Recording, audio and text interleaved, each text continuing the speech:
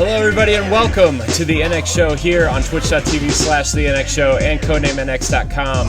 I'm one of your hosts, Corey Deering, and alongside me, as always, is that retro code, Edward Varnell. Edward Varnell. Cinnabons are the best. Yeah. Yes. Hello, everybody. Woo! Also joining us is the wise Wisconsinite, Jesse Douglas. How's it going, everyone? And Ray Apollo will be joining us shortly. He's yard sailing. So, yeah, he's going to join in a little bit. So, how's it going, guys? I feel like I haven't talked to you guys in, like, a while. Like, really? Because, well, like, ever since, like, the last episode, because of, I don't know what I've been doing. I just have not been talking. So. Work. Oh, yeah, pretty much. And then, kid and family activities. And I've been going to sleep real early all week because my plan was to stay up real late last night and play Fire Emblem, and then I ended up falling asleep early anyway. I love how the text that you sent me, Corey, is just like, I fell asleep at 8:30, crying emoji. I was just like, oh, shoot. I was probably knocked out about 10 o'clock. Yeah, well, like, what I did was I was like, we put Riley to sleep at 8:30, and I laid down on the couch and turned on Giant Bomb Premium on the Xbox because they have an Xbox app, which is awesome. Yeah. And I was doing that, and I turned on my Switch and I put my headphones on because this is the first time since Breath of the Wild that I've actually wanted to like listen and hear everything that's going on, and because like Mario Odyssey, it's Mario, right? I mean, Mario music's great and all, but like it's Mario music, right? And you don't really need to hear him talk, so like I would just listen to podcasts while I'm looking for moons and stuff, which, by the way, I got a real hankering to play that game again for some reason. I think it's all the Mario Maker stuff too.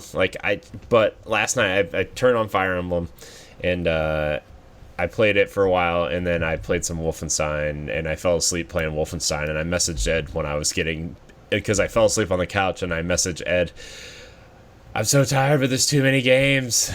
And then before he even responded, which, by the way, he responded within like 3 minutes, and I was already asleep in bed. So, from the time it took me to, on the couch, message Ed, walk to my bed, and lay down, I fell asleep, and then Ed responded. So, but yeah, I just feel like I haven't seen you guys in like forever. Yeah, it's been a while. I know, like, because Jesse, especially because you've been out of town too. Yeah, and then there was like, because didn't I missed the last show, and then were you not on the show? There was a point where you weren't on a show like recently too. That was 2 weeks ago. Yeah, so it's just like, I think that's why it feels like forever, is because like we've just kind of all been busy and taken turns missing episodes, and like Ray's got stuff going on, and he'll be on here eventually, but yeah, it's busy that time of the year. Yeah. a lot of stuff. I messaged Ed about that episode that I missed. I was like, hey Ed, did you like the title of the episode? Because it was you guys were doing throwback stuff to Arsenal X, and I just called it Up Your Arsenal, which was technically not a Xbox game, but it fit. So it's just I had fun listening to last week's episode. Whenever I'm not on them, it gives me an extra show to listen to. I know I have a really hard time listening to my shows too, but the shows that I'm on, and it's just like I'll subscribe because it's my show and we need the subscriber numbers. But as soon as it downloads, I'm like, swipe, delete. So, just because I don't like listening to myself talk, because sometimes I feel like either I like talk too slow, or I don't have some people have commented that I'm pretty monotone in my voice, which I'm not going to argue with them because I kind of am at points. Which is Yeah. Which is funny because yesterday night I was watching me and you, Corey, our Nintendo Direct when they were mentioning Doom Yeah. and Wolfenstein 2. I was watching it and then I went back to go watch that Nintendo Direct and I was just like, man, the hype level was high. And I think that's why, like, looking at E3, it's just all the Nintendo Directs and watching us respond to it. It's just like it's been so good. Yeah. So I watch our YouTube stuff more than I listen to like just the regular podcast, just audio form. Yeah. Plus, like, you know, the next like week or 2 weeks, I'm going on vacation. But after I get back from vacation, I think we're really going to start moving in the direction of actually doing more content besides the podcast. Because I feel like, you know, even though like we've various shows we've missed, like one of us has always held it down. We've had a pretty good cadence of the show. I think we're in a good rhythm with the show, and I think it's time to move into the other content that we've been wanting to do. And I know we're all off tonight, so we can stream some squad goals or whatever, because like the gear stuff's still going on, right? Yeah, they just opened it up to everybody. Yeah, so now Ed can play. Yeah, because Ed refuses to get Game Pass. No, I have Game Pass. I still didn't download that free code yet. I haven't put it in. I need to. Man. But I'm gonna download it after the show. Yeah, so I mean, we can all play that tonight. I know we still have some Destiny stuff to do, like by the way, Jesse, Zur this weekend selling a really good chess piece for the Warlock. Okay. Because like I need to get on and buy Armamentarium, which is a chess piece that allows you to have double grenades. Oh, okay. Which is very useful in a lot of situations. So yes. But man, I might have to start selling. I might have to start selling some of my breaking down some of my pieces.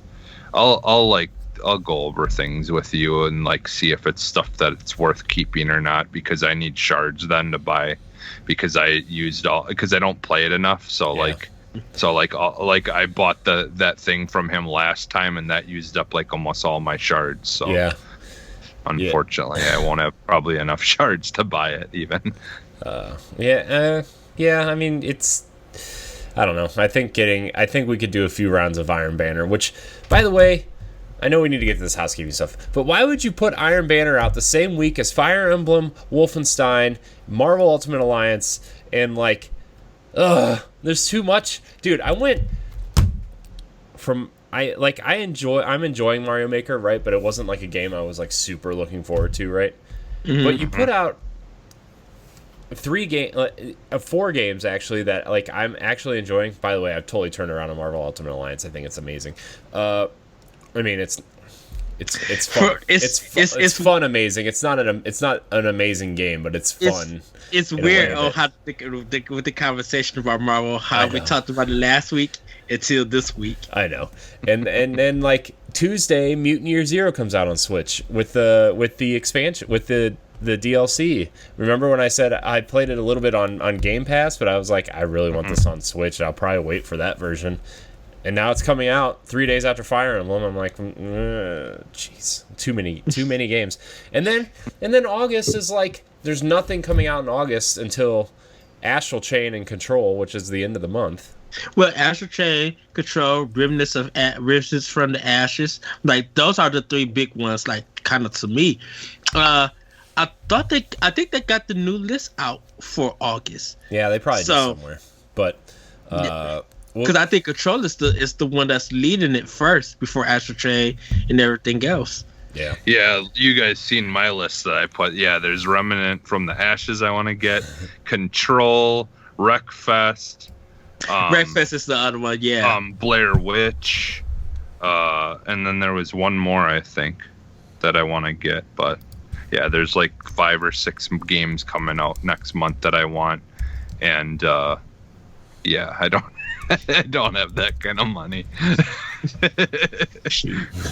All right, let's get into this housekeeping so we can actually continue the show. Housekeeping for you. Welcome to the NX Show, your source for video game news, analysis, and other shenanigans. You can catch us here live on twitch.tv/the NX Show or codenamenex.com/live every Saturday. around 1:30 p.m. Eastern Time. Pre-show followed by the podcast. If you can't join us live, no big deal. You can head over to codenamenx.com, Spotify, iHeartRadio, YouTube, or your podcast service of choice on Tuesday mornings for a fully edited show to consume. Also, there's a new easy way to subscribe to anywhere you want to. You just go to codenamenx.com/subscribe, and there's links there to all the podcast services that we're on, plus YouTube, Twitch, Spotify, iHeartRadio, all that stuff. So codenamenx.com/subscribe. I've been redoing the website. I'm slowly trying to get all of our old content up there. Ed, I'm moving all your stuff over this week. By the time August ends, all of our old content should be up there, whether it's Arsenal X stuff, Nintendo Power Block stuff, written reviews, blogs. Ed, all your old blogs from Nerds Gone Rogue are moving over. I'm going to move those over for you. And Jesse, I sent you some invites to the website. Mm-hmm. I don't care if you want to put your music on there or whatever. Okay. We can discuss how we can format all that stuff later. But okay. Yeah, you can. Anyways, you can follow us on Twitter and Instagram at the NX Show, or like the NX Project's Facebook page. You can also join our Facebook group, which is facebook.com/groups/the NX Project. If you have any questions, you can tweet at us, look for the question thread on our Facebook community, or email us at contact@codenamenx.com. We will also be taking live questions in the Twitch chat if you're watching us live, which we have a couple people in the Twitch chat now. Fox Pixar, welcome. GG Carmel, welcome. And remember, you can always find all of our content at codenamenx.com once we move everything over there as well. So, August giveaway, Astral Chain for Nintendo Switch. We're giving it away. We're giving away an American code for Astral Chain.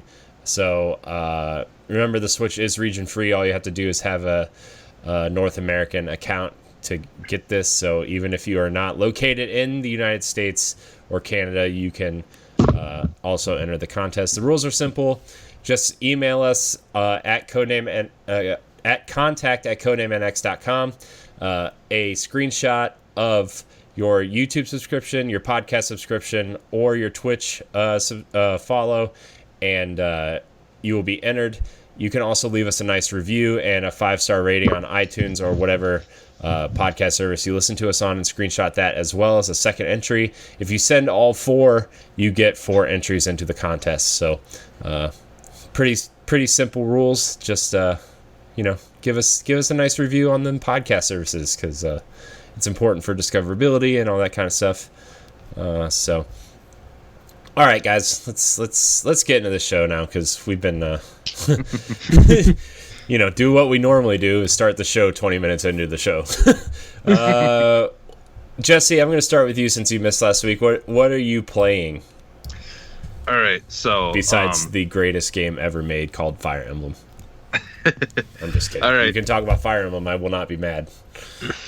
That's fine. Like I said, I think we're gonna that's gonna be a big topic for the show, that game. So, but yeah, I've been playing that. I did get to go visit Ed last weekend. That's why I wasn't on the show. Oh yeah, that's right. So me and him got to hang out Sunday. Yes. And we we did what we do. We like to eat. Yeah. We went to some places that don't have around here, and we went to Cinnabon. They just opened it up because Ed said it was closed last time he was there, and so we went there because I haven't had Cinnabon in a while, because we have one connected to the Schlotzsky's or whatever deli, but I never actually ate it there, so yeah, we ended up doing that, and we were gonna play some games at Dave and Buster's, but it was what, $25 or something like that. It was the cheapest card that you could get with money on it or whatever, and I'm just yeah, we don't really have to do this, because we're not gonna be here for super long. But we got to see the really cool Halo game, That thing is massive. Yeah. It looks awesome. I took some pictures of some of the things, but they had a really cool Tomb Raider 4-player game as well. That was really cool. And me and Jesse didn't even know they did a Tomb Raider arcade game. Yeah. Yeah, it's like the Halo one where like 4 people, you've got the gun things, and you're like shooting at the bad guys as they're coming out, kind of like a Time Crisis and those type of games. And that's kind of how the Halo games are too, is you're kind of like on the battlefield and you're shooting at like the different guys as they're coming, or like at some point I think you're in like a ship thing and you're shooting the ghosts or shooting the different vehicles and stuff like that as well. Mm-hmm. And that looked like a lot of fun, but we didn't like really actually play it. They had a whole bunch of really fun games there. They had the Sonic Mario Olympics thing and stuff. Yeah. Like, they just had a whole bunch of really good like Nintendo and video game style arcade games. So, but yes, so that was fun. Yeah, we got to hang out in person for a change. And then I also went and I visited my friend Brian, and we ended up playing this board game called Rum and Bones Second Tide, and it's actually a really good board game. So like it's a pirate game, and like the main board is like a big pirate ship, and then the other characters have these smaller pirate ships that are docked on the side of the big one. And basically like you're like in Sea of Thieves, you're trying to attack the other pirates and like get all their supplies or attack their supplies to upgrade your like cannons and stuff on your ship. And like it's there's a whole bunch of stuff going on, but it's a really good game if you want to check it out. They do have lots of like gameplay things of it on like YouTube and stuff like that you can find if you just search for Rum and Bones Second Tide. Because if you're into like board games, this is a really good one, especially for if there's like you want to play 2-player. It's definitely a perfect board game for only 2 people if you want to play that way. That you don't have a whole bunch of people getting together, but you still want to try to play it. So you can play more than just 2 people, but it's a good game for playing only 2-player. And then I did play some Mario Maker 2 with my friend Brian as well, and I had him trying some of my levels that I made, and we were playing some levels online and stuff and having a good time with that. And then like that's for as far as that's what I played. But I did want to talk about just at least one thing in particular that I wanted to talk about for a show that I started watching that I know Ed's really interested in. But we did go see Far From Home, the Spider-Man movie, and I absolutely loved that movie. It was so good. I started watching Veronica Mars, the new season of that, because I still can't believe that show's back. It's on Hulu, right? Yeah. I loved the original, so I had to start watching this new one. And then I found this really good show like called Unsolved, and it's about the Biggie Tupac like murder cases and stuff like that, and it's a really well done show. That's on Netflix. The Unsolved is. So if you're like into the old school hip hop and like like Tupac and stuff like that, and you're interested in that whole story and everything, it's kind of done like the O.J. Simpson trial show that there was, where it's like they dramatized it, where it's got a lot of real storyline and stuff like that in it, but I'm sure there's a lot that they've changed to make it more interesting in some ways, like they do with a lot of that stuff. So yeah, that's been a really good show. And so me and Ed, when we went to go see Spider-Man, they had in the previews, they had this a preview for a TV show that was coming out called The Boys. Oh yeah. I don't know. Okay, so I I didn't watch all of it yet, but I watched most of the first episode. And I just wanted to talk a little bit about it without like giving any like too many spoilers away. I just kind of want to talk about like what exactly it is in case, people are interested in it. Yeah, but I'm super have interested. never heard of it.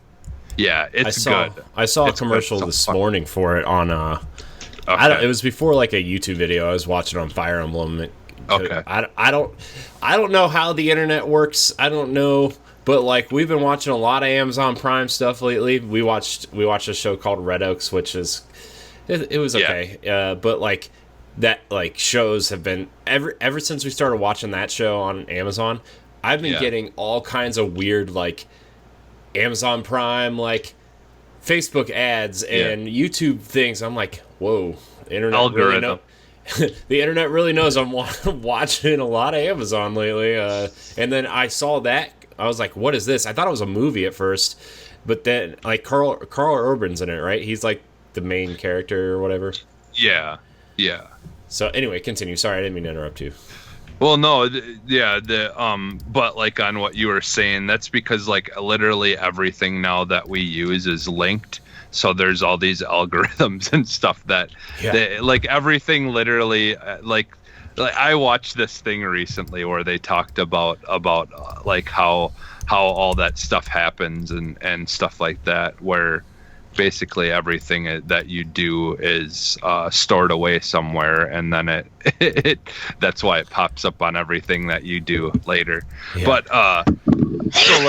so like what this show basically is it's like in my opinion, what if superheroes existed in real life, how it would be that most people, considering the fact that these people who would become superheroes are people who are just randomly chosen to have these powers. Yeah. So therefore the odds of people who actually would want to do good just for the sake of doing good would be very, very, very rare. And so basically what it is superheroes are nothing more than like people who only do like stop villains and stuff like that just because they want the fame and the they want all the perks from it. It's very similar to like how politics works, where like that's basically what it's like. Is it's like they only do and say things that they need to in order to get like the popularity and the notoriety, and they don't really have much regard for human life. Like they don't look at that regular people as being equals to them. So they like when they stop villains and stuff, they don't care if they hurt them badly or kill them. It's not like a Batman situation where they would only put them in jail and try not to kill people. They don't care about that kind of stuff, and it's all just politics to them. Yeah. And so that's basically what what it's about. And like without spoiling too much, like just to get an idea of how messed up this show can go, is like at one point this dude is like talking to his girlfriend, and they're talking about having a life together and moving in and living finally getting a place together. And then all of a sudden she just like they stop it, and it goes into super slow motion, and she just like where she once was standing in front of him, she just disappears. And then slowly they show like in slow motion his face starts to ripple, and they show like blood slowly like forming on his face. Yeah. And then they pan the camera slowly, and all you see is just this mass of blood and bones and stuff just slowly like wobbling through the air. Whoa. And then they go back to real life, and it's just blood just flies everywhere. And you see this superhero who can go like he's like basically like the Flash. Yeah. So he ran through her at full speed and just turned her into nothing. like just vaporized her basically right in front of this dude's eyes. And then he stops and he's like, I gotta keep moving, and just keeps going. He doesn't even care that he just like murdered someone. Jeez. Because he's more worried about doing what he's got to do as a superhero. Because I think he's just was trying to stop someone or something like that, that robbed a bank or something. I don't remember exactly, but so that gives you an idea of how much these people with powers, they don't really care. Like they're as bad as they are good. In some ways, I guess is the best way to say it. And so, like, I think that basically from that happening to that guy, that's kind of where the show starts. So, like, I won't say anything more than that, but that's just kind of like the beginning of it. And then from there, a whole bunch of stuff happens, but yeah, so it's a really good so far. What I've seen, I'm really liking it a lot. It reminds me a lot of The Tick, which I really liked the new Tick as well. It's brutal like that show was, like, because The Tick got pretty brutal. It's like they're bad guys in that show were pretty. There's a lot of violence and stuff like that and gore, but yeah, so I'm liking it so far. I'm definitely gonna continue watching it, and I'm also gotta finish Unsolved as well. So, but yeah, that's basically what I've been playing and watching. Nice. Yeah, I wanted to talk for sure about the boys, because it just looks so interesting, and like, yeah, I think people will enjoy it. Yeah, I really want to watch it, because it looked really good, and I wanted to like really watch it. So yeah, and it just puts a different spin on the whole idea. I mean, like I said, I think it like puts it more into a reality perspective of if we had people who had superpowers like that. I don't think they'd be as great as the comic books makes them out to be. Right. Yeah. So, that's all you want. You don't want to talk about Fire Emblem at all? No. Nope. I mean, I figure we'll just talk about it in a little bit as a group. Yeah. But well, and I'm guessing that's mostly like what you've been playing, is like stuff like that. So well, I mean, I've actually been playing a lot more than Fire Emblem this week, because I mean, as of this recording, Fire Emblem just came out yesterday, and it's been a whole week since we recorded. So I mean, I've been playing a few other things, but we're gonna move on over to Eddie V, Edward Varnell. Okay, so unfortunately, everybody, I'm not playing Fire Emblem Three Houses because my copy hasn't came in, and I want to take pictures, and I want to show off the nice looking collectible set. You should do an unboxing that. Probably will. Corey, did you get yours yet? No, I didn't. I not tell you. Amazon canceled mine because they didn't have enough to do the whole thing. So.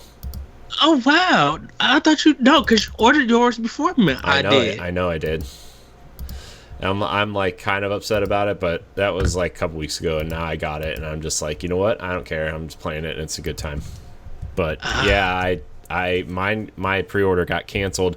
But I got a notification from GameStop today that they are back up for pre-order, or not pre-order, but like order. But I'm like, too late now. I got other games to buy and play. So okay. But anyways, continue. Yeah, so I am waiting for mine to come in, and I will show everybody what it's all contain, and then I will be on that. For Switch, I am playing also, Marvel Ultimate Alliance 3. Really enjoying that. I'm on Chapter 4 right now, so I think I got probably about 4 more stages or a couple more stages to go. But I got to kind of go back to the beginning and level up more characters. I got to really grind hard. Other than that, Final Fantasy 9 I am playing, thoroughly enjoying that on Switch. it's been like my lunch break game. Like I go in my car and I literally just like cut it on and just start playing while listening to the radio. I did pick up some titles. Preventive Strike, Chasm it's only $10.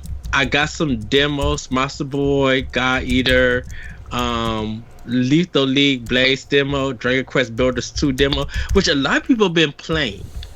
I've been noticing that on Twitter that a lot of people are playing Dragon Quest Builders 2 on Switch. Oninaki, I got Super Mario Maker. I'm about to begin doing my level on that, and so I cannot wait for that.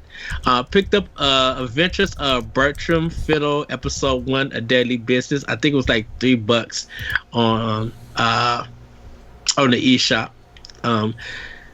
Picked up Just Cause 4 on Xbox One, so I'm going to start playing that.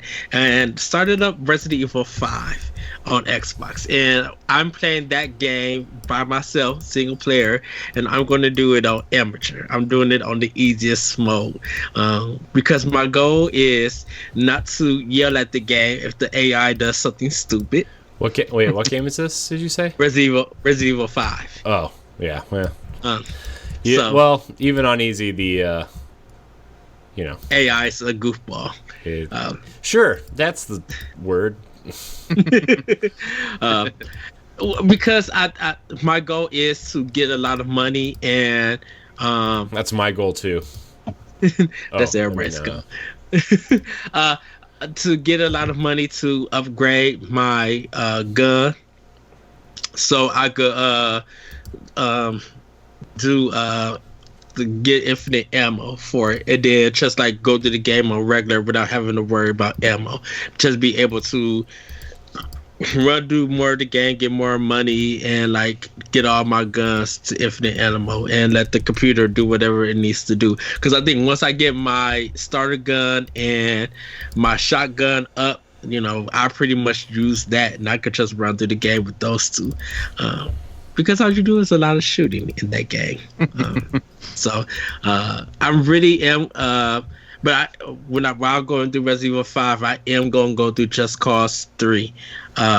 Because, like I said, I'm picking up 4. I never got a chance to play 3 fully. Like, I wasn't committed to it on PlayStation 4. But I'm going to be committed on Xbox. So I'm going to play through that. And just waiting for Witcher 3 to drop for Switch and hop back onto PlayStation and Xbox for that. I think I'm gonna run it through Xbox, also for Witcher 3 because I got the complete collection for it, and I got Meet the Robinsons from Games with Gold. So I'm going to be playing that. So and that movie was really bad, by the way. Meet the Robinsons. Yeah, it's like that whole early set of Disney animation, like Chicken Little, Meet the Robinsons, and there was like one more right after that were all like just real not great because they were trying to compete with Pixar, and then Disney's just like, oh, I guess we'll just buy Pixar because our animation sucks right now. So yeah. One last thing, did put in the Division 2 on Xbox because I let it upgrade. I guess the first episode for the DLC they was talking about at E3, I believe that's available, but I didn't get a chance to start it yet. I think there's some other stuff I got to do first before I go into it. And then they was just like, if you want some kind of like background stories to find certain things and stuff, you got to be on the first year season pass. I'm like, I thought this DLC was free. It is free. You have to. It's tricky because the DLC is free, but it's about 30 hours of grinding to unlock it, or you can just buy it. Okay. So, but what you got to grind for? Because it unlocks more like subclasses or whatever. Oh, so you just got to play for 30 hours or something? Yeah. Oh, that's it's like kind of ridiculous. Oh, that's easy. That's not. There's some stuff that I haven't finished yet, so I could go in and Look, I can't put time into the Division because I've got Destiny and Fire Emblem to spend 30 hours. Well, shoot, you need to finish the division. No, I don't. I already deleted it off my console. I just Why? because I'm not gonna play it. Like it's just taking up space. I've been in this really weird mood where I'm just like I'm literally if I'm not playing it or using it or whatever, I'm getting rid of it or deleting it. Like and that doesn't just go for video games. That goes for everything. Like if I haven't used it, it's like there's like this show on Netflix that everybody's been talking about. It's like a hoarding show, and if you haven't used it in like the past year, you just throw it away or give it away or whatever. And that's like that's why, Ed, I've been going to my parents' house and I've shown you my lists of stuff and you know there's big lists of stuff that I want to keep and lists of stuff that I want to get rid of, and I'm actually going over tomorrow morning to start. Like, turns out a lot of the hardback strategy guides I own worth a lot of money on Amazon, so I'm just gonna ship it off to Amazon and be like, hey, give me that credit so I can play more Switch games that I don't have time for. It's so funny. I was just like, Corey, don't get rid of this. He's like, nope, it's gone. I mean, hey, if you wanna buy the Resident Evil chainsaw controller off of me, Ed, since you're such a big Resident Evil 4 fan, you can. We'll talk. Because look, Jesse. So me and Corey we're talking like FaceTime and stuff, and later on, like the following I think couple of days, he was just like, Ed, I did something, and I'm scared. I'm like, what did you do? He was just like, I just bought like 9 games. I'm like, 9 games? How did you? All that stuff that he had turned into sold for credit, I guess.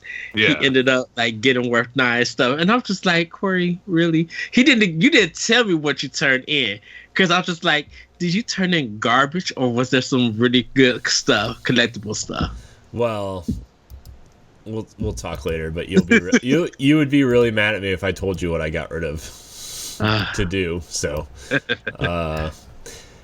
We'll talk later when we're not live. But I was excited though. I was just like, you know, like great. It's good that you got your 9 games. Look, man, but I got. You get those games? Speaking of 9 games, by the way, I did end up getting some games that you are going to be really happy I got, Ed. So, but continue. Sorry, I didn't mean to like. No. I mean, this is what the show is now, I guess. But like, you know what I mean? Like, I got some stuff that you would be pretty happy. Like, I'll tell you when we get into what I've been playing. But because it's exciting. I'm thinking of getting all 3 Doom games, Doom 1, 2, and 3, because I've never played them. And it's really cool because all of them, if you you gotta buy all 3 of them separately.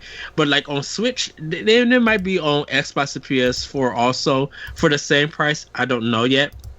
But like all 3 games are like $20 plus tax. So it's probably cheaper getting in my area of Illinois for PlayStation. I think it's cheaper to get all 3 of them because they don't charge you tax. I know Microsoft and Nintendo do charge tax, but I'm just like, you know what? I never got to play these 3 games, and I kind of want to see how they play. I despise Doom 3. Because the lighting is terrible in that game. Yeah, I think I actually think they fixed a lot of it for that. Remember when they re-released it on Xbox 360 for the DFG edition or whatever? Uh-huh. I think they moved engines and it fixed a lot of the issues people had with it. But I still think Doom 3 is like I mean, I know it's supposed to be like dark, but it's like unusually dark. Yeah. In a lot of places, especially that first area when you're moving through and you just have the flashlight on the front of your gun. Yeah. And I try to play that game on PC and I'm like, oh, this does not look good. Yes, I used to do a little bit of PC playing. That's how I beat Grand Theft Auto 3, which I don't know how, but I did. But I want to kind of play it on console and see how those games are. But pretty much that's what I've been playing. There is some Super Metroid style game that I did pick up that I'll talk about next week because I haven't started yet. What is it? What is it? Let me see. Go ahead, Corey. You could talk. All right. So I've been playing a lot of Fire Emblem. Last night I played a lot of Fire Emblem and Wolfenstein. I played about a half hour of which. I know a lot of people are saying some pretty rough things about the Switch version. The opening cutscene, they did the same thing that they did in Wolfenstein 2, where the reason why the file size is so big is they, instead of like the game running in engine as the cutscene, they used the opening cinematic and made it like a video instead of using it as in engine. So the opening cutscene is very cool and very, very clean. And I was like, man, I can't believe this looks this good on this little tiny screen, because I was playing a handheld mode because I was watching stuff. And then you get to the first, like, it kind of just throws you right in, right? And you go in and you're like you're in Paris, and you're in the hideout catacomb. You're in the catacombs, and that's your kind of like your hideout. And you see the girls in the power suit, and like the in-engine cutscenes will probably get patched, but they look a little bit rough. There's a lot of pop-in and a lot of tearing and everything in the cutscenes. But once you get to the gameplay aspect of it, it's super clean. Like it runs just as well as Wolfenstein 2 did on Switch. And like, yeah, it's not the cleanest version of the game. It's clearly not the 4K, PC hyped, super hyped version, but like, this is a totally adequate version of the game. And I played probably the first half hour of the first mission, and like, it's pretty good. It moves fast. Like, the guns feel good. Moving feels good. It feels like you're playing Wolfenstein. And so, I know a lot of people got on me say about, I got the Switch version, and, I'd kind of been quiet on social media and stuff. Before you go, Corey, the title's called A Robot Day Fight. It's a rogue style Metroidvania game. So that's the game. Okay. But go ahead. Okay. So I don't care a whole lot about graphics in terms of, like, yeah, when I'm playing on TV, I want to play, when I'm playing Destiny and stuff, I don't need the game to look like crap, but like, I understand what the Switch is, and I understand that the third-party games aren't going to look as great as the Xbox One versions of the games, right? So, going in with that mindset, I was actually quite pleased with how well Youngblood ran and played. So, of course, I'm only a half hour in. I do think the in-engine cutscenes are borderline bad. Because of all this, because they're running an engine, so you see, like, there's a bulletin board in the background, but they're walking around and it's just this smudgy area, and all of a sudden you'll just see the bulletin board pop in, and you're like, oh boy, that's pretty jarring.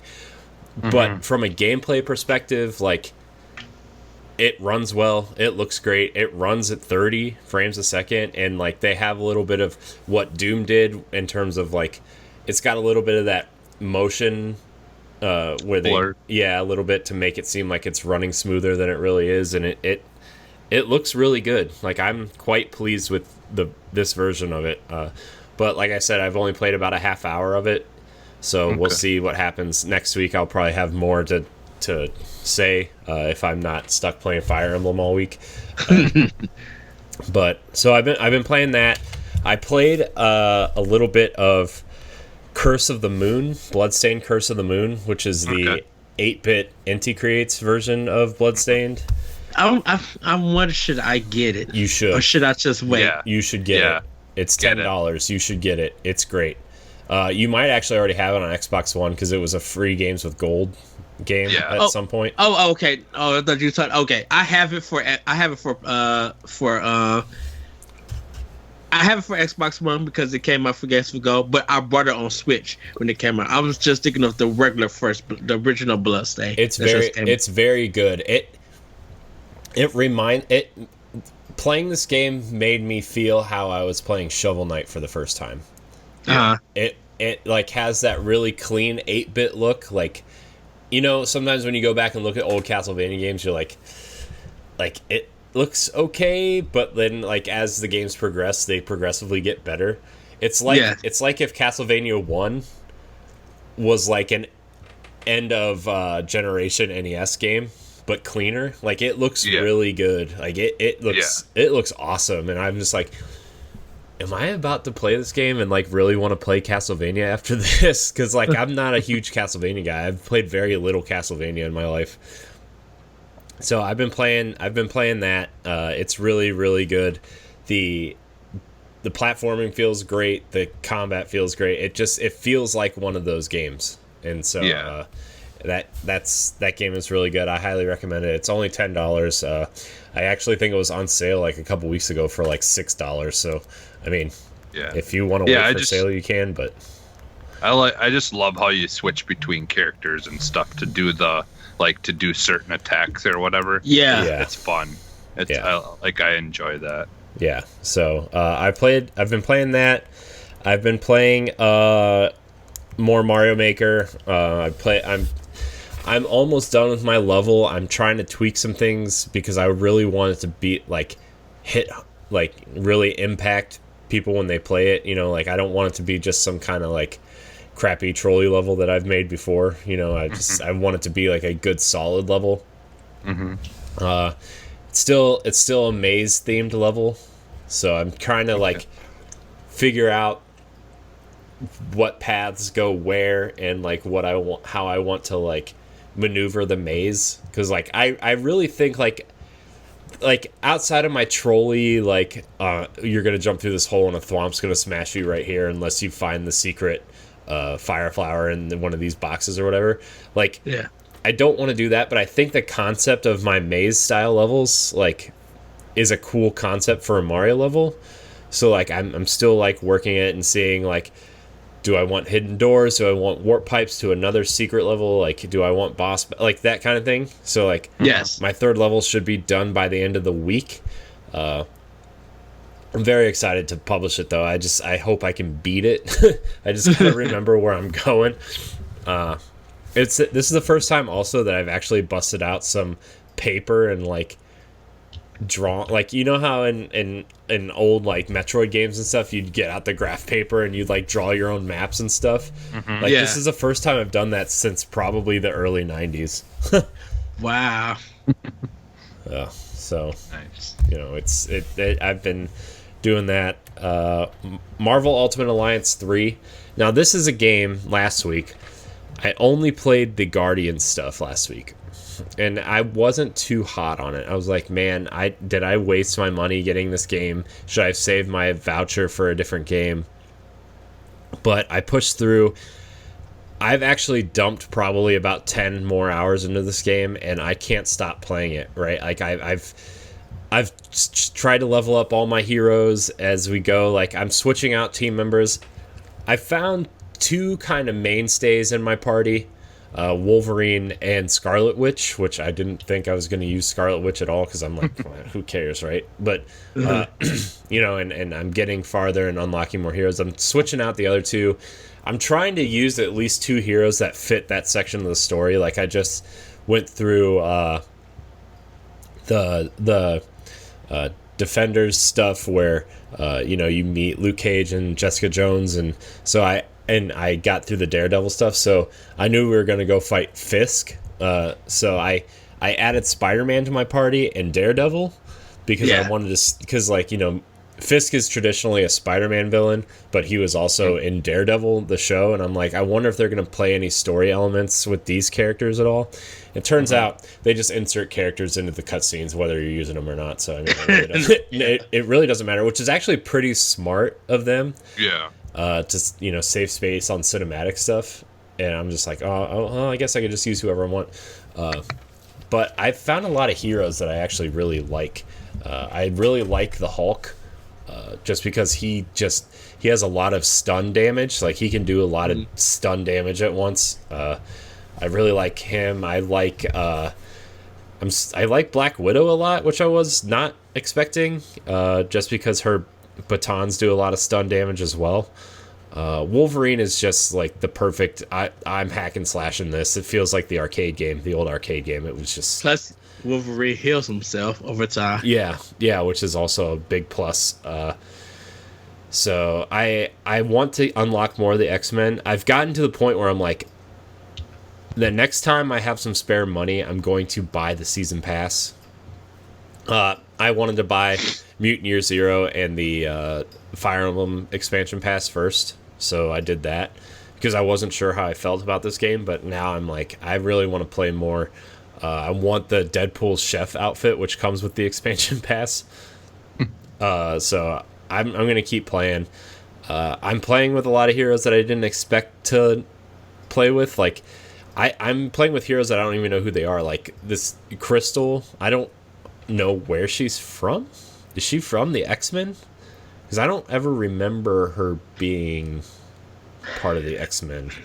But That I don't know. she's not part of the Avengers, and she's not. I don't think she's part of the Spider-Man universe. So like, she must be part of an X-Men run that I never watched. Yeah, So- I don't. Yeah, I don't even. I don't know that I've heard of Crystal. Yeah, That's just what she's called. Is Crystal. Yeah, Krystal or ELLE, something like that. I don't know, but she's a really good ranged character and like a mid-range character. So I usually use her and Scarlet Witch at the same time because Crystal can do some ground control and Scarlet Witch can fly, so she can be up in the air doing damage and stuff. I like characters that can be in the air and do damage. Like Spider-Man, I actually really like. So I don't know. Experimenting with the heroes has been really interesting and fun, and I'm actually turned around in this game pretty hard. So I've been playing a lot of that this week too. So I also got SteamWorld Heist. It was on sale. I played a little bit of that. It's interesting. I like the concept of the SteamWorld games. I like that studio. I think they're doing interesting things. It's just really hard to get into those games, I guess. Like I don't know why it's so hard for me to get into those games. But I wanted to get it so it could go with my SteamWorld Dig 1 and 2 that I already bought. I really didn't buy it for any other reason except that I have Dig 1 and 2 and I wanted Heist. So Yeah, it says she was a mutant that was detected by the X-Men's tracking device. Okay. I don't remember her at all. I mean, she must have been in a short run or whatever. Yeah, it says she's from like Earth 616, so it's one of those. She must be like one of those, like from one of the alternate Earths or worlds or whatever. Yeah. So, but other than that, the big one, the one we've been talking about for like 3 weeks is Fire Emblem, and I have played for 3 hours, and I'm just getting to like the first kind of major plot point, I would say, or well, I think the beginning's kind of a major plot point, but like the first major, the mock battle between the three houses of the monastery, and that game is totally different from the old Fire Emblems, but yet it still has that Fire Emblem familiarity, if that makes sense, where like oh man, like when you get to the grid-based battle systems and stuff, you're like, oh man, this is totally Fire Emblem. But when you get out, like I was telling Ed, I'm like, the outside stuff, like when you're in the monastery exploring and stuff, feels like Harry Potter and Tokyo Mirage Sessions had a baby. And this is what it is. Did you I posted, did you see what I posted in the Giant Bomb thing about it at all? I said that that's cool to see that they used the Always Sunny in Philadelphia theme song for the not really, but it reminds me so much of the Always Sunny in Philadelphia theme song, that music that's playing when you're in the open world part. Yeah, because it just sounds exactly like all the same instruments being used during that theme. But yeah, so I've been walking around the monastery and I've been trying to talk to everybody. I did a lot of the side quests during my quote unquote free time because it's got a Persona style calendar where like each day you have specific tasks to do, and you can choose to do the side quests or not do them. I can see myself really pouring probably 200 or 300 hours into this game, and I'm not even kidding. Like I love my Switch we've talked about it a lot, clearly on multiple shows, and but this is the first time since Breath of the Wild where I'm like, I'm probably gonna lose myself in one game for a long time. And man, I'm at this point where I'm like, should I finish the other games I bought before I continue this, or should I just go all in on Fire Emblem? Because like I really and it might just be like a mood thing, and when we go on vacation I'll probably finish up some of the games that I haven't been finishing. But I'm really liking the characters. I think the characters are funny, and the writing is really good. You can really get the personality out of your characters and everything. Like, it's funny because I don't know what house did you pick, Jesse? I picked the Black Eagle. Yeah, that's what I picked too. I picked Black Eagles also, which is basically like almost like the is that like if you were to, is that the blue guy? No, it's the black. It's the red team. Yeah, they're called the Black Eagles, but they're the red. Yeah, the red team. But they're all very goth looking. All their characters are very like wear black and wear darker colors. Yeah, that's under the female. Eldegard. So which I made a female character for my main character. So did I. I was like, that was the one thing that I was Zelda. Wow.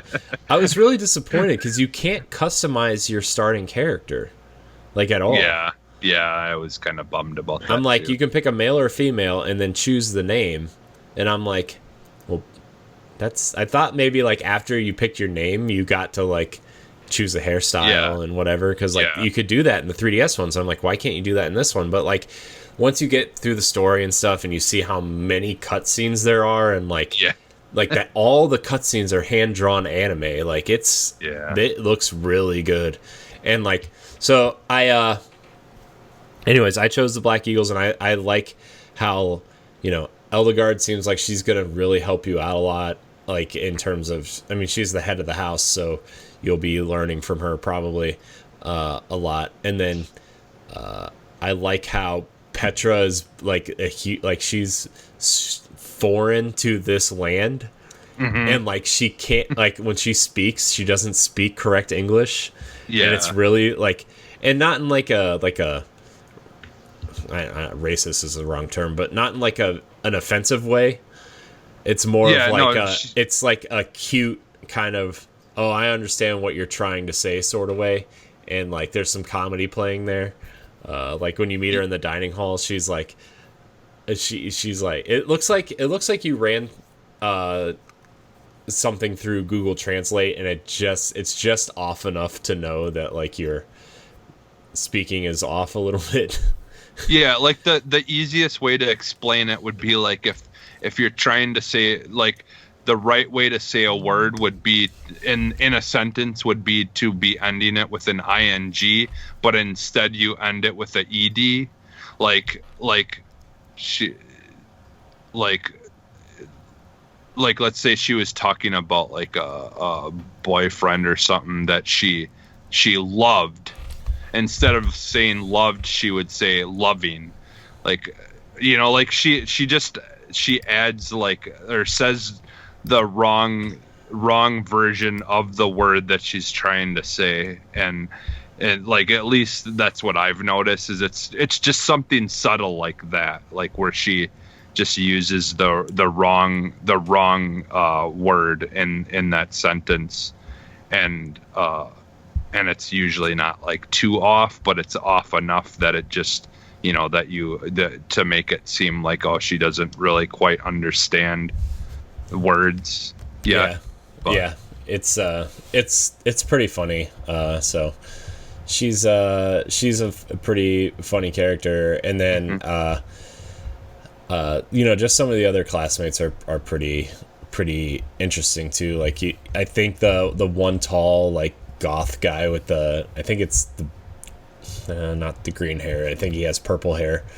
Yeah, the one that can heal and stuff. Yeah, he's like that's more of a support. Yeah, he looks like he's like gonna be like a super bad guy almost, but he's really just like super like goth, pretty much. Yeah, a Like, loner. yeah, he's not like a bad guy or anything. He just like he gives off that vibe where he's like, maybe I should have someone around while I'm talking to him because he's kind of scary.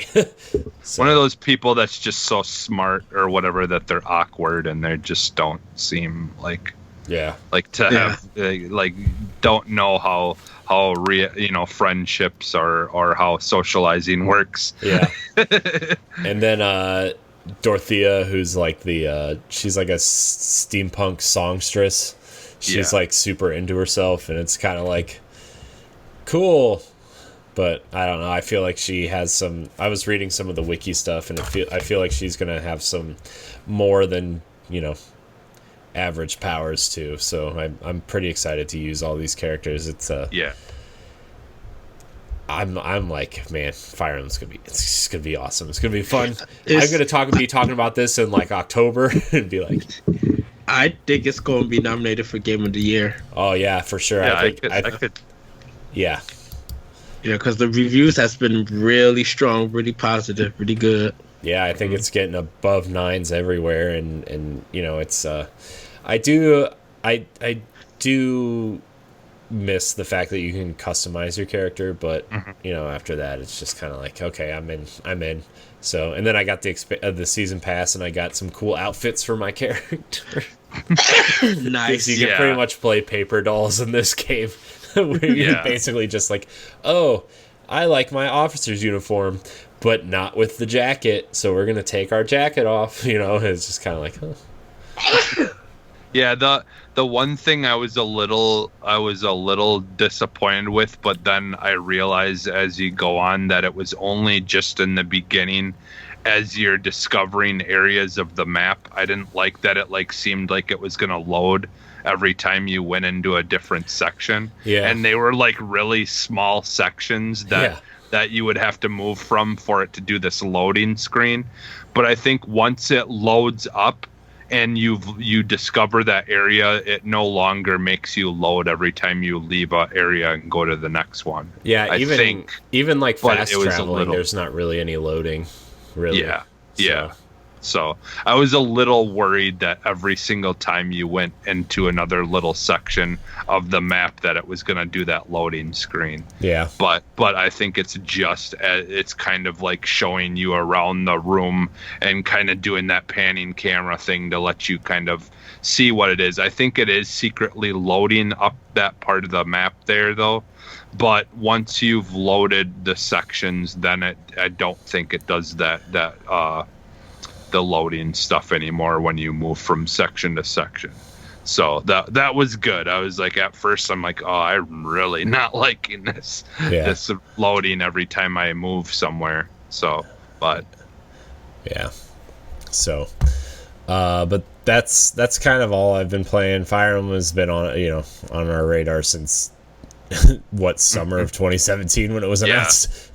Yeah, and this is basically my Final Fantasy VII of the series. Like, I've really haven't played any of them because I hadn't really been very interested in some of the earlier ones, but this one was like just a must-have, like instantly. Yeah. Like and like you said, it's quite a bit different from the other ones, but I think that's what did it for me. Is it like it's changed enough that it interested me a lot more as far as gameplay and everything goes.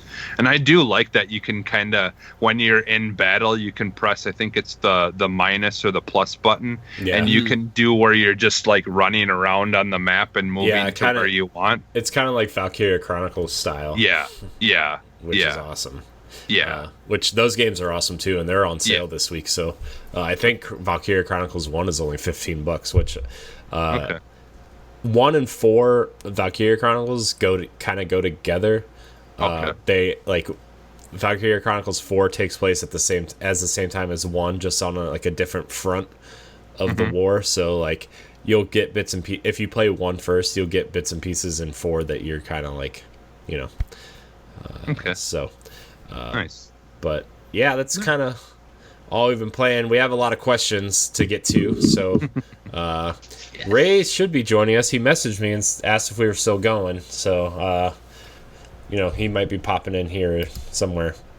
So, but we're gonna get to these questions. We're gonna answer last week's question, Zach D'Angelo's question from last week first, because it's a pretty good question, and we thought we could probably spend some time on it. So, remember, you can email us at contact@codenamenx.com to answer questions, or tweet at us, or look for our Facebook group question thread, whatever. So just, I got to do a better job of posting question threads in the Facebook group, because I have not done it well or at all. I guess you can't do it well if you don't do it at all. So Zach D'Angelo writes in. He says, just wanted to say I love the show, and I'm happy you're all doing one together. Found it through a friend who loves Nintendo and thought I'd write in.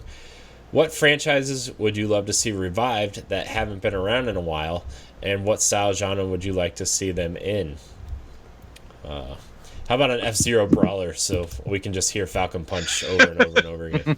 No, I'm just kidding.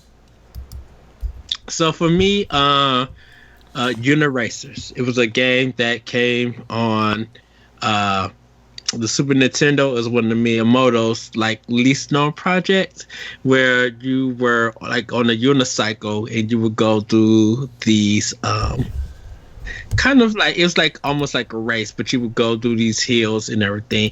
I think if they brought it back, I kind of would like to see that more. You could put it in a racing kind of Mario Kart thing, but I would like to see it more as a roller coaster tycoon kind of design, where you could tycoon. You could design. Don't buy the Switch version. That you could design your track and kind of make it where you go through all of these areas, in a playhouse or something like that. Just something really fun and innovative. And maybe you can make it almost like a roller coaster and then split it off and stuff like that. So Unit Races would be one of mine. Nice. I would like to see a monkey ball game like that as well, where you can make your own courses. Monkey ball maker. Monkey ball.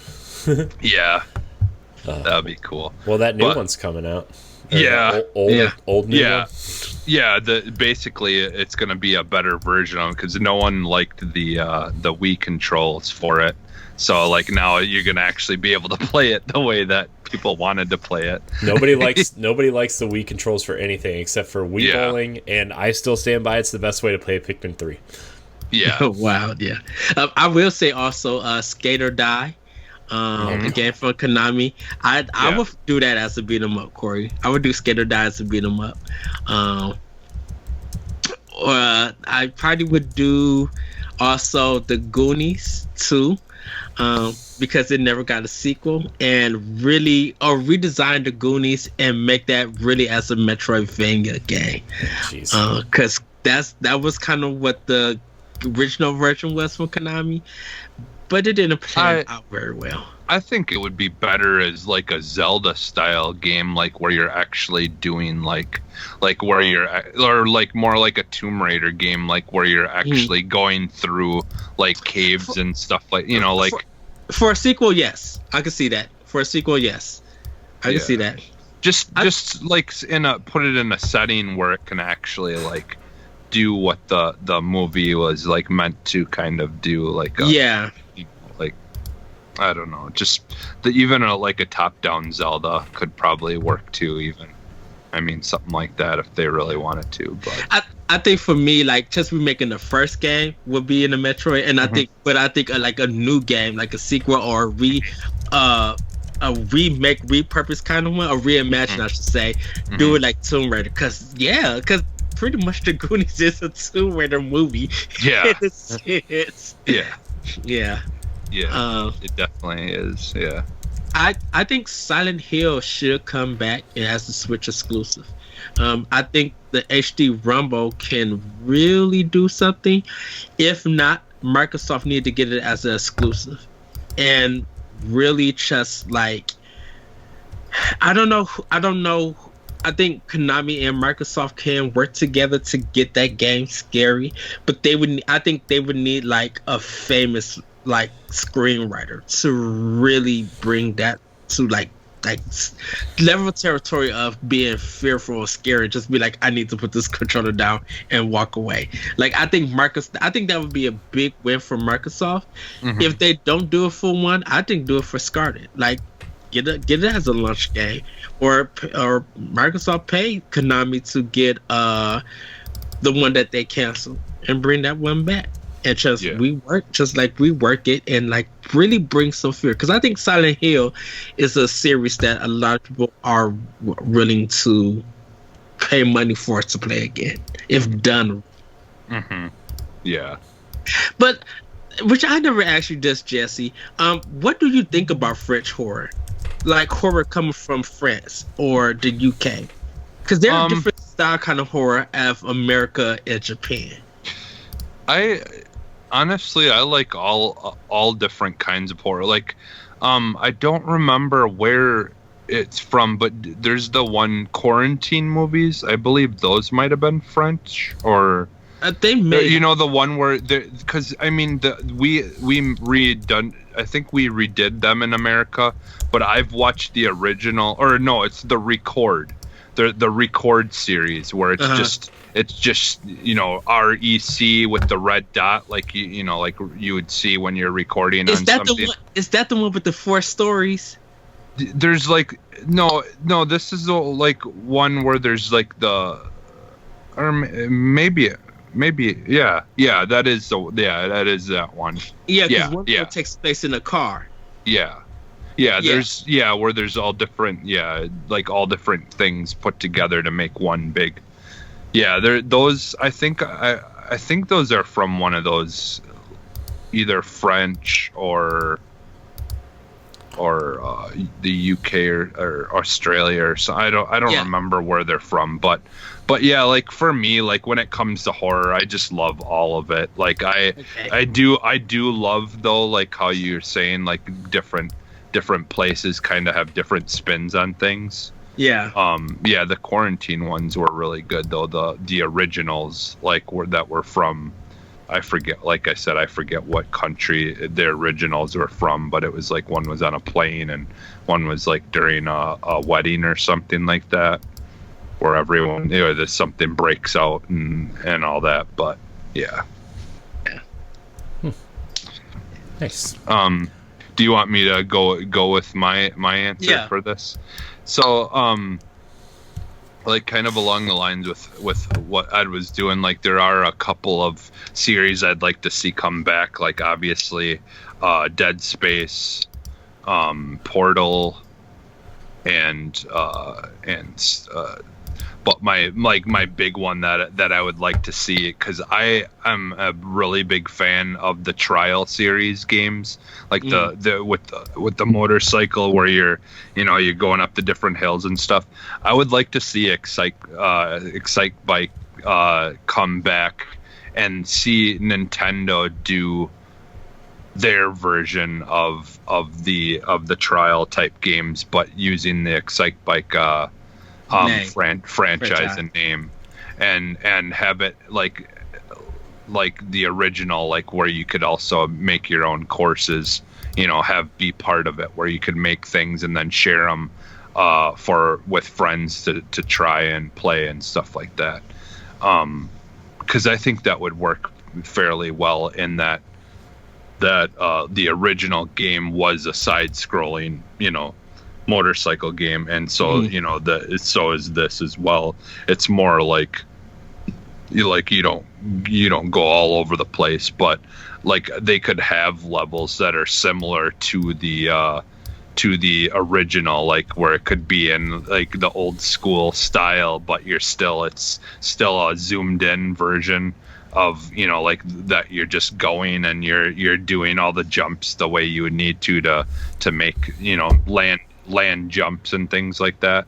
Like I think they could do a pretty fun version of that style of game with the Excite Bike. So like that would be my main one that I would really like to see, just because I don't know what it is about Excite Bike, but it's always been one of my favorite of the Nintendo things, and like I even played a little bit of the 64 version of it, which was it was okay for what it was. It kind of, like, in my opinion, it kind of lost its it just didn't feel like an Excitebike game. I think once it went into doing a little more, like, it just became another, motorcycle type game to me. So I think if they were to bring it into that Trials version style of game, I think it would feel more like an Excitebike game, or like it would stay more true to what it started as, I think, if they did it that way. So that would be mine for my main one that I would like to see. So nice. I think Ray joined us. Ray, are you there? Yeah. Are you alive? Are you there? Knock, knock. Hello? Hello? Hi, Ray. Hello, Mr. Paulo. Hello? How's it going? It's going great. How's There how he goes? is. There's his face. Congratulations on finishing Divinity Sin 2. Yes, Divinity Original Sin 2 is done. 200 plus hours. Woo! Done. I loved it. How many One of of that the best 200 hours was in the last 3 days? Listen. I had one mission. Finish that game before Friday. So because I wasn't going back after I played Fire Emblem. Yeah, exactly. Fire Emblem's good. Fire Emblem is still in the packaging because I've been a busy adult man. So I'm opening it this afternoon, right after this, probably. You know what, Ray? I'm mad at you that you just did that because I don't have mine. Amazon literally just shipped mine yesterday. Wow, big whoops! Hey, And it's the. By the way, I'm also proud of you, Mr. Corey. why? What'd I do? Look at that significantly smaller stack of Nintendo Switch games, y'all. Can you see it? If you're watching this, it's so pretty. It's so much smaller. I know. Oh, it's so nice. I'm a minimalist now. Don't look behind me. I'm really excited. I like it. I'm telling you, dude. Look, so my brother-in-law is actually borrowing a couple games, but I'm down to Mario Odyssey and Captain Toad Treasure Tracker, because the only reason why I kept Treasure Tracker is because my parents brought it to me the day my daughter was born, so it's just gonna be a game that I keep forever. Yeah. But I'm down to Fire Emblem Three Houses. I'm down to Mario Odyssey, Captain Toad's Treasure Tracker, Xenoblade Chronicles 2. Yes. Final Fantasy 12 and 10. Yes. And Breath of the Wild as physical. Wow. I have more physical Switch games than you now. Oh my god. Oh, I also have the box for Wolfenstein that's a digital code only. LOL. A lot of people are so mad about that, LOL. but it was like, Dude, but when Corey told me that, I'm like, wait, what? Like, because I didn't know that they had decided to do that until Corey told me. Yeah, I literally got thought it was I got a notification from Amazon that said, "Hey, a game you pre-ordered," which is actually, I can't believe Amazon actually did that, but they're like, the game you pre-ordered is digital only, but your code will come in a box or something like that. I don't, probably more professional than that, but and I was like, well, okay. So I actually am trying to replace all my games digitally, not all of them, but the ones I want to keep, whatever. I will be getting Link's Awakening and Luigi's Mansion physically. Oh yes. Luigi's Mansion for me will be digital. Link's Awakening, however, will be physical. Yeah. Yeah. So Both of them got to be physical for me. That's I love Luigi, and I love him so much that I want him to be on my Switch forever, and me not be out somewhere and be like, "Oh, I forgot the cartridge." I don't like that. So, so my list of games to replace digitally is now like, I don't know, only a few games big, but it'll happen. I'm trying to prioritize Fire Emblem right now and not think about what games I need to replace. I don't need to think about video games for real again until the end of next month when Astral Chain comes out. So, yeah. So, right, because you're not doing Control, right? I want to do Control, but we'll see. Control looks like a game that'll be on Game Pass in 6 months. And that's what I'm saying. I'm like, I feel like it'll be really cheap soon. That's also the bad thing about Game Pass is like, I want to support Remedy, but Not that much. I think after playing Quantum Break, it was just like I really want to play Control. First of all, art style really just like knocked me out when they first showed it.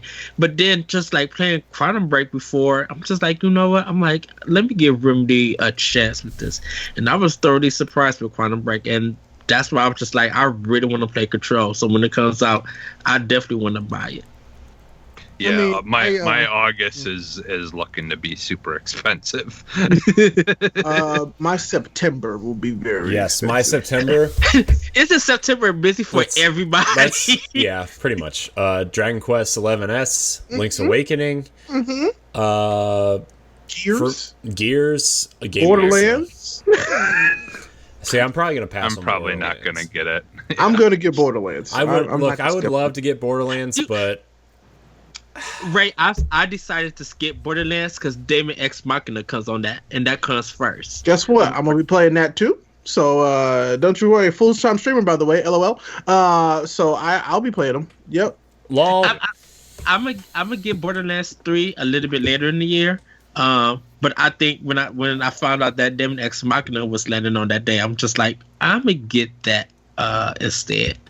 Well, the nice thing, like I said, September is a very expensive month. Well, the nice thing about the Nintendo Switch vouchers, yes, you can buy 2 vouchers and save $20. $20, but if you have Game Pass, still at or Games Club still at Best Buy, it's still cheaper to buy them at Best Buy. I know, Jesse, and you're going to be happy about this. I am buying Call of Duty Modern Warfare Day 1. Oh, nice. really? Day 1? Yeah. Okay. I'm still on the fence about that one as of right now. Did they show any more multiplayer stuff today? Was that supposed to be today they were showing more? I don't know. I think it's later today. Later today. Yeah, Well, I will be holding judgment till then. I'm already sold. Like, I just, from everything I've seen so far and like stuff that I've been reading about, and like it I don't know. I think it's gonna be a pretty good reboot. It seems like it's going to be a pretty good reboot so far. If the campaign is fun and the story is solid, I'm there. But I'm just like, I missed out on last one, even though they Battle Royale is kind of like the best. We're not live. Black Ops Battle Royale is just kind of the best. They kind of threw it together last minute, which is hilarious. So, yeah. Well, I still think Apex is probably a little bit better in terms of what I like out of it. I was just about to say what Corey just said. I feel like Apex is the best BR. At that point, that's my preference. At that point, it's just like, well, do you prefer Call of Duty or Titanfall at that point? And well, and I've also won more games of Apex than I have of any of the other ones, so I guess I'm biased. Well, I think Black Ops Battle Royale, that arcade style, that feel of it, is just perfect for it. It does feel like I'll give them that. It feels great. It feels like Call of Duty. Yeah. That's what I was gonna say, because I actually, like, as far as regular multiplayer goes, I'm actually an anomaly, because I do think that Titanfall has the better regular multiplayer, but I feel like Blackout is way better than Apex, like as far as a battle royale goes. As far as a full package goes, they actually offered more in Black Ops 4, but I won't forgive them for their loot boxes. I won't. It's not okay. Their whole loot box situation is not okay. I'm not gonna forgive them for that. For Apex Legends? No, Blackout.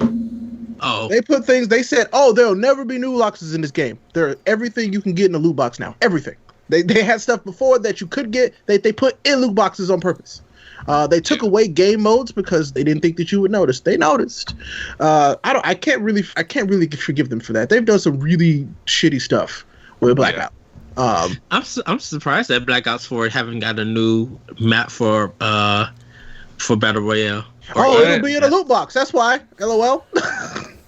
I talked with Corey about this. I think what they're gonna do is, like, every time I think that when Modern Warfare comes out, that that Blackout's gonna be a free to play game. I think it's gonna, like, they'll add a new map with every new Call of Duty game that comes out.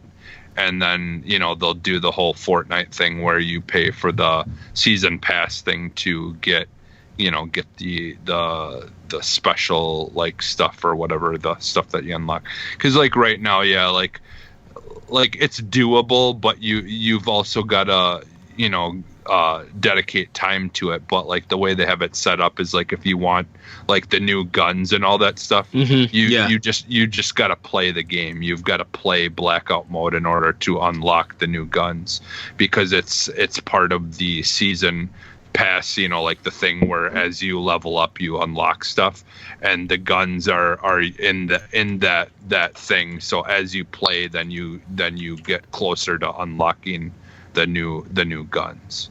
Yep. So like, but so you're guaranteed to get them as long as you play the game.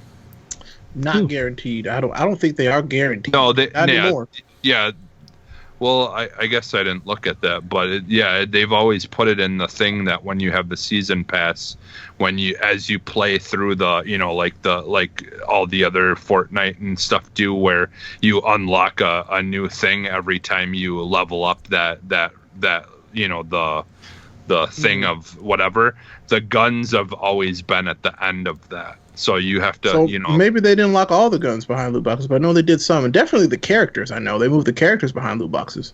So, did they change it to now? Because it used to be what you had to do is you'd have to do a certain thing in game in order to be able to unlock the characters. Like you'd have to find this object that's linked to that character, and then that object would give you an objective list of things that you had to do in order to unlock that character.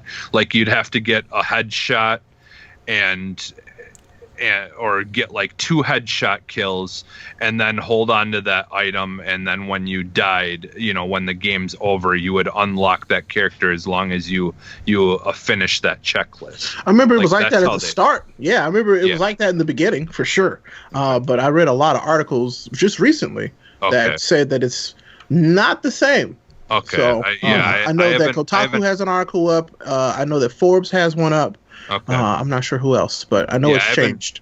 I haven't played it like super recently, so I don't know if they changed that. So, but yeah, that's always how it was. But okay, well, I'll have to check that out.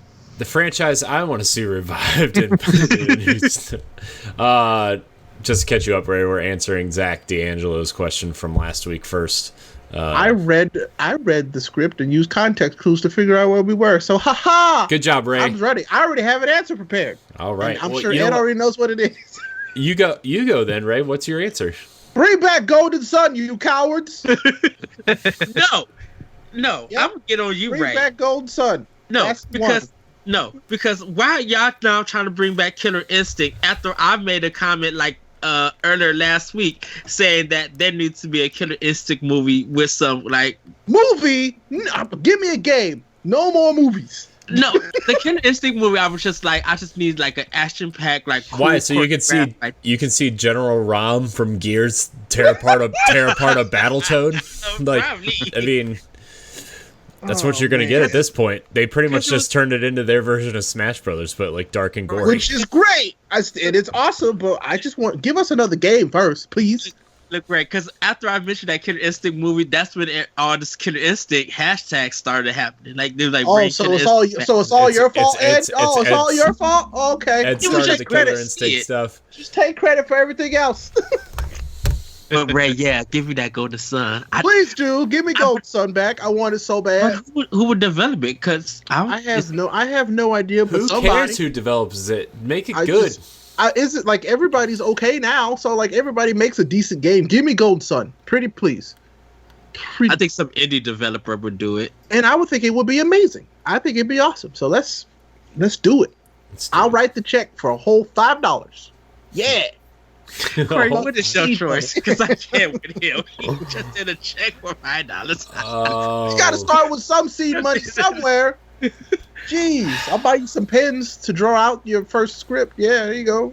All right, Kickstarter. I don't really know. I don't know how this would work or what kind of genre it would be, but I want an F-Zero cross Star Fox game that would be super cool.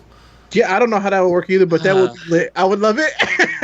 I'm just saying, like, those two franchises either are non-existent or people wish they were non-existent in the games that do exist. So I mean, like, yeah, that would be when people got excited for that rumored Star Fox racing game, Star Fox is in trouble when people were excited for that. Which, by the way, included me. I thought it sounded cool, but. Also, okay. The So Wii. I bought Star Fox on the Wii U. So did I. I have it. I got my double pack. I'd buy it. I okay, so the Star Fox, and I'm gonna have to go with Corey. The Star Fox Grand Prix kind of game with F-Zero would have to be done by Ubisoft, but I could see Star Fox. It's done by Retro. It's done. I can see. It's done. I also bought Starlink just for Star Fox. Now I'm thinking about it. See Star Fox. It's said that Ubisoft made the best Star Fox game we've gotten in 25 Literally years. the best Star Fox game I've ever played. I think I could see Star Fox being done by Sega, and they play like Space Harrier, but you actually use the characters and not the ships. It's got a cast, so. I think one of the most difficult tasks would be to see someone actually make a Kid Icarus game that's worth playing. No, I told Ed. I told Ed, like, I think the perfect formula for a Kid Icarus game would just be Breath of the Wild, but pretty much, yeah, in the clouds instead of like, or like Horizon Zero Dawn. Kid Icarus Horizon I mean, literally, Kid Icarus could be Breath of the Wild or Tomb Raider. It could be Breath of the Wild meets Shadow of the Colossus too. Yeah, that's true. Ooh, Kid Icarus. Ooh, I'd play that game for a nice while. I need to give you money to develop this. Whoever. All right, I got another $5 on it. Let's go. Yeah. I'll give you $64.04. Character. Corey, we might as well already just throw on our Metroid Helldivers game. What do you mean, Metroid Federation Force? Hey, that game's awesome. We need a Halo Helldivers or Gears Helldivers. I booted up.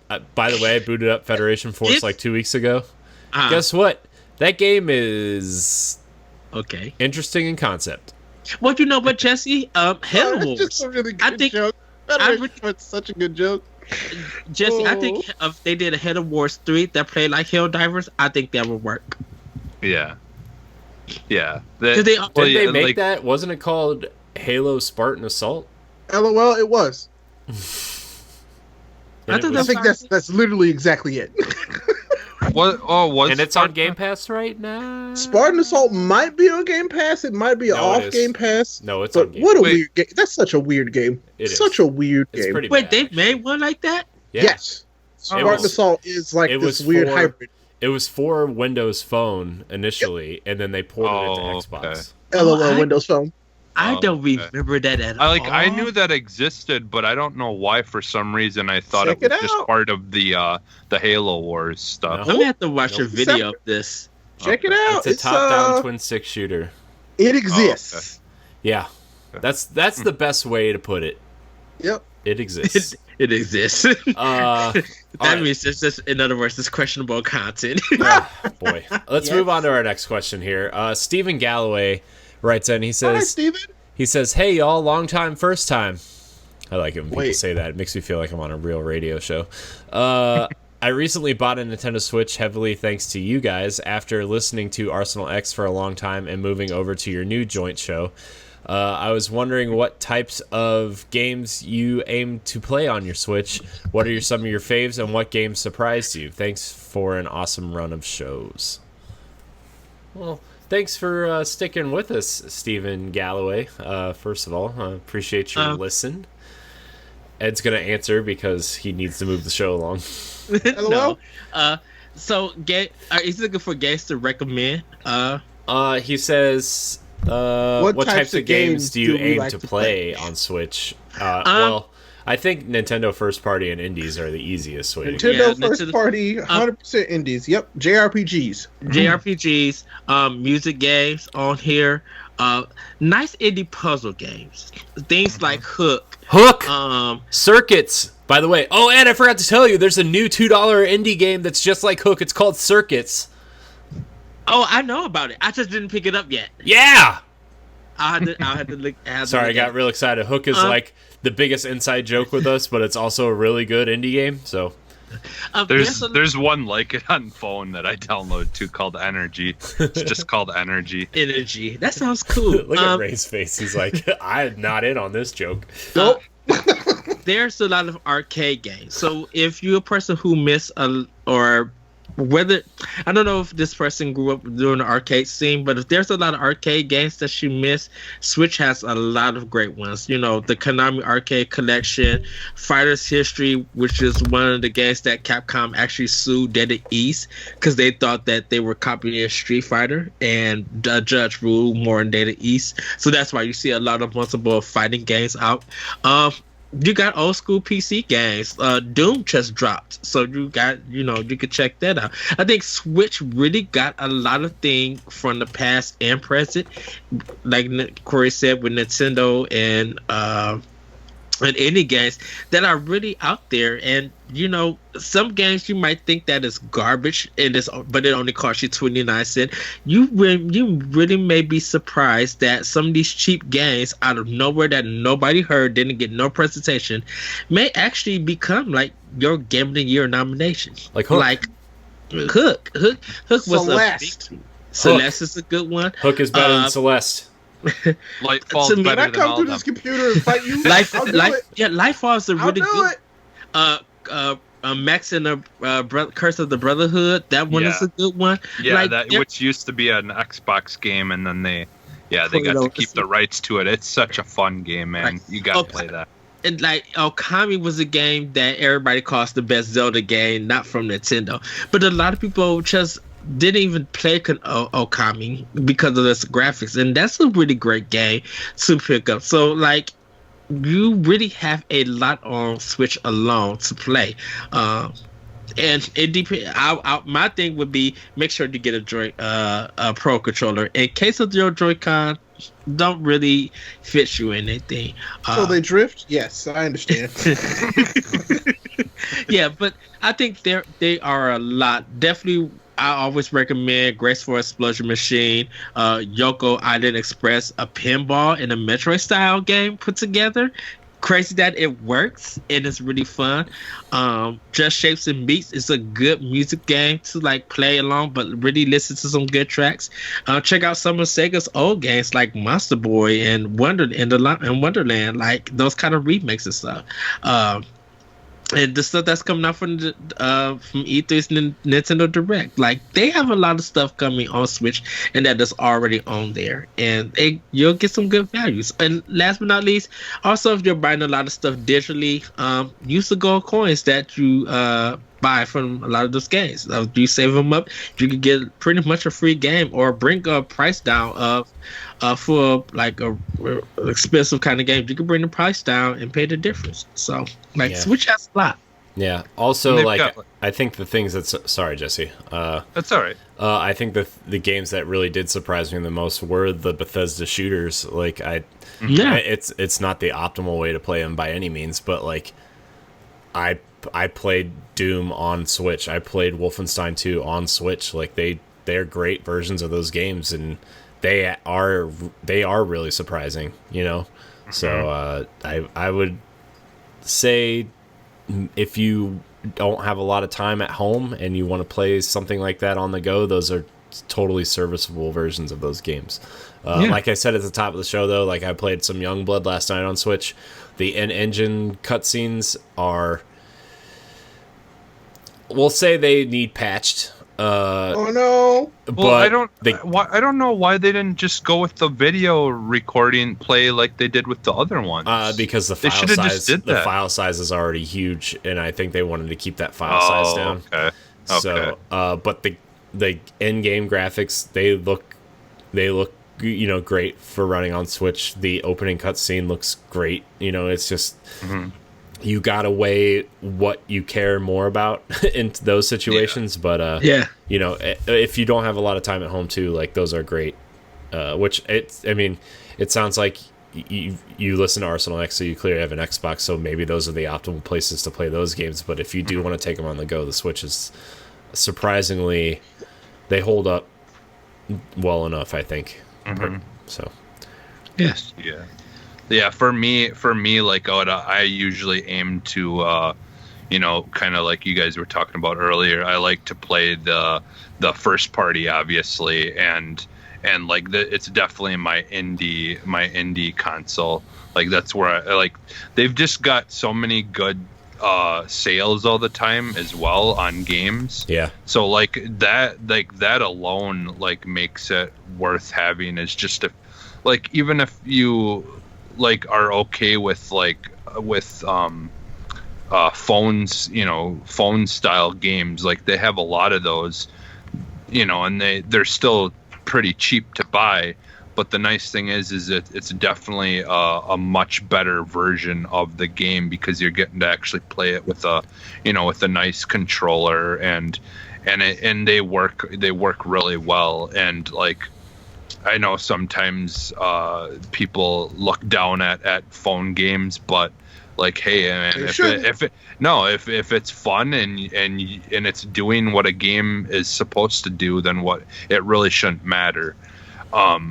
But like, yeah, for me, there's just certain games that just feel better playing them in handheld and just seem like a game that like I want to experience while I'm walking around or doing whatever. And those are kind of the games that obviously I feel like the Switch does the best. And that's like those kind of games are what I'll usually end up saying like, yeah, I want to get this game. I could get it on Xbox, but it just seems like it's a handheld game.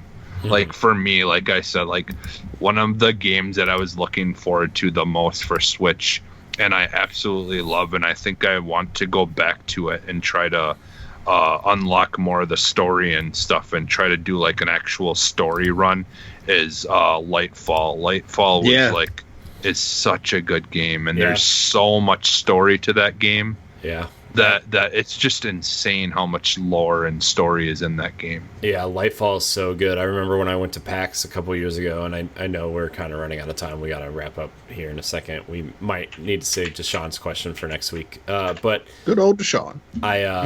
When I went to PAX, I met the developer of Lightfall and got to play the game in their media booth for like, I played about 20 minutes or so, and then I was like, this is a must get day one for me after I played it, and it was awesome.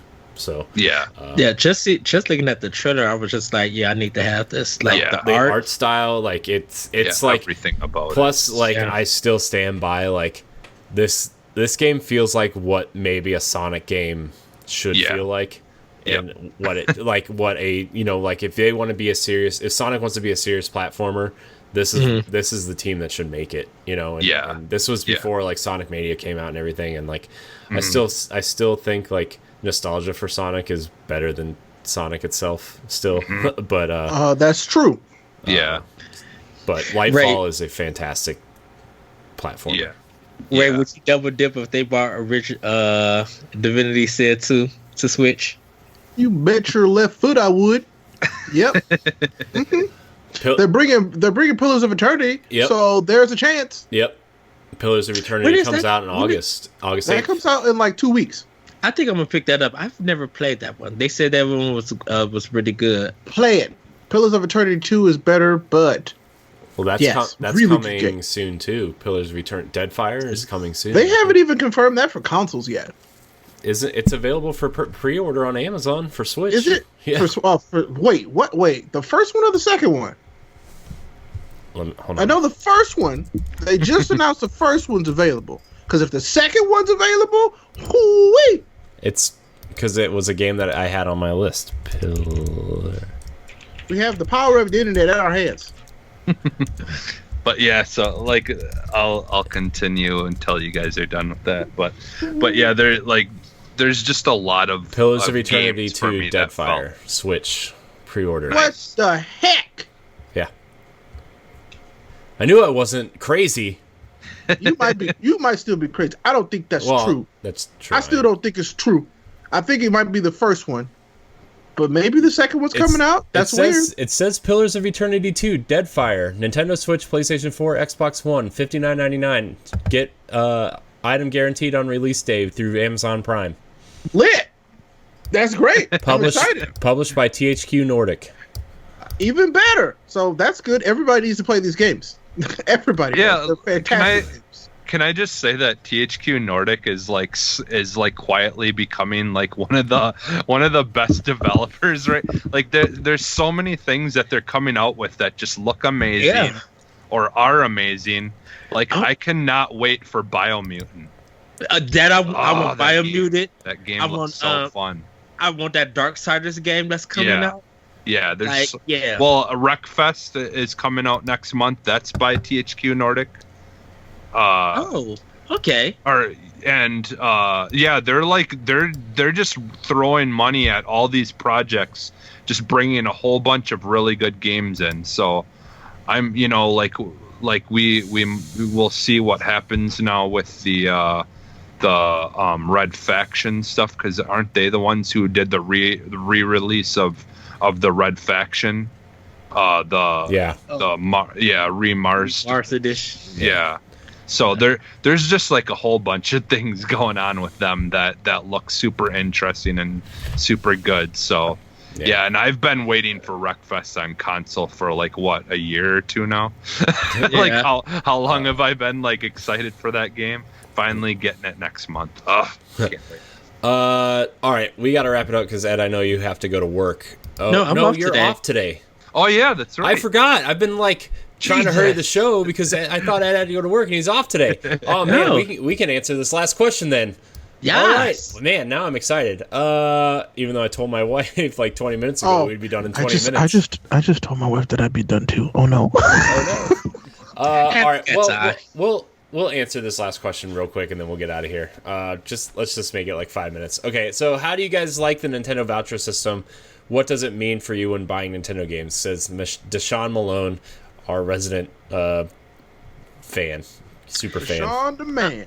I haven't taken part in the voucher system. I think it's a good thing that they did it for a lot of their new games, not just selected games. It's all their first party games are part of the voucher system. Just about. Yeah.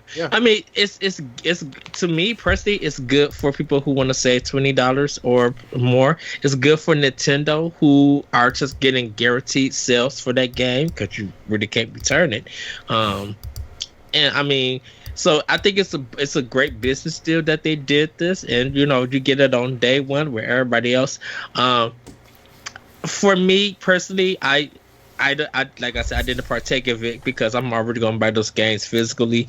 But I think this is a good thing. And it's weird that I'm saying this. It's kind of almost like Game Pass offers. Like if you have Game Pass and you get their first party games, you get a good deal digitally if you want to buy it, and that's how I kind of see it. So that's what I equate to. So it's a great business thing for both the consumer and for Nintendo. Yeah. I've used it. I like it. I got it with, let's see, I got Mario Maker and Ultimate Alliance 3. It's very convenient. It's wonderful for that. Like I joked earlier, if you still have Gamers Club with Best Buy, it's still cheaper to buy your games there, but it's physical. And the convenience of those games being digital was awesome, especially if you don't mind being, having your games digital.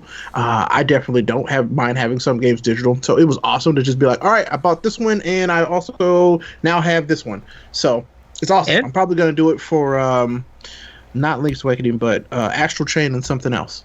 So. And it's a benefit for anyone who wants to play those games the day they are released, because it's like around 2 or 3 in the morning. It's really nice for me because, as you know, I can just wake up and stream the next day. Yeah. Like I don't have to go to the store. I don't have to wait for the mail. I can just wake up and stream the game. Done. Yeah, it's awesome. Yeah, patches is all done and everything. Yep. Yeah. So for me, like, I enjoy it, but I'm gonna be real with you. They just, in my opinion, cost as much as they should cost, considering they're not a physical version, and you're not paying for a booklet. You're not paying for a, like it's still crazy to me that you can buy a game physically for cheaper than digitally, and they claim the reason that the physical games are so much is because you're getting a box and a booklet and a physical. It's just, I don't know. Yeah. Like I'm glad they're doing it. It's not a knock on on Nintendo by any means, but it's because just in general, The whole industry needs to catch up on Yeah. this. Yeah, I agree. So, all right, we're gonna wrap up the show here, just because some of us have to be out of here. I want to thank everybody for watching. Remember, you can catch the NX Show every Saturday. We're live on twitch.tv/the NX Show or codenamenx.com/live. Redoing the website a little bit, just cleaning it up and making sure it looks like not an amateur did it. You can check out our website, codenamenx.com. Just to make this short and sweet. Ray, where can we find you? I'm Ray Apollo. I exist on the internet. Smile. RAYAPOLLO. Not a chicken. Ray Polo Loco. Ray Pollo. No, that's not me. Jesse, where can we find you? You can find me at Phantom NXS on basically almost everywhere. So, Ed, where can we find you? You can find me on Twitter at that pressure code, and you can check my Twitter page for all my other information. Yeah. You can find me at CoreyNHD713 on Twitter and CoreyNHD on Twitch and Instagram. You can find our show every Tuesday edited on podcast service of your choice. Like, subscribe, and share, enter our giveaway, and we'll see you next week. Goodbye, everybody. Bye, everybody. Bye. Woo-hoo.